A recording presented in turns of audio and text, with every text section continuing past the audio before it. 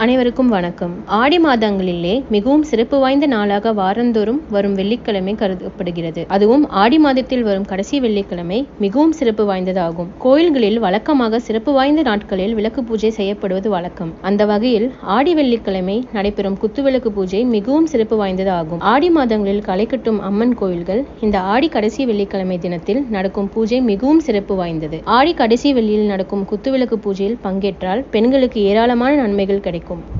குடும்பத்தில் சுபிக்ஷம் உண்டாகும். வீட்டில் நிலவி வந்த பிரச்சனைகள் முடிவுக்கு வரும். ஆடி கடைசி வெள்ளியில் விரதம் இருப்பது மிகவும் சிறப்பு வாய்ந்ததாகும். காலையில் அம்மனுக்கு விளக்கேற்றி தீபார்த்தனை செய்து ஏதேனும் பால் பாயசம் அல்லது சர்க்கரை பொங்கலை நெய்வேத்தியம் செய்ய வேண்டும். மாலையிலும் அதே போல் விளக்கேற்றி விரதத்தை நிறைவு செய்ய வேண்டும். ஆடி மாத கடைசி வெள்ளியில் செய்யும் விரதத்தில் வீட்டில் துன்பங்கள் நீங்கி மகிழ்ச்சி பெருகும்.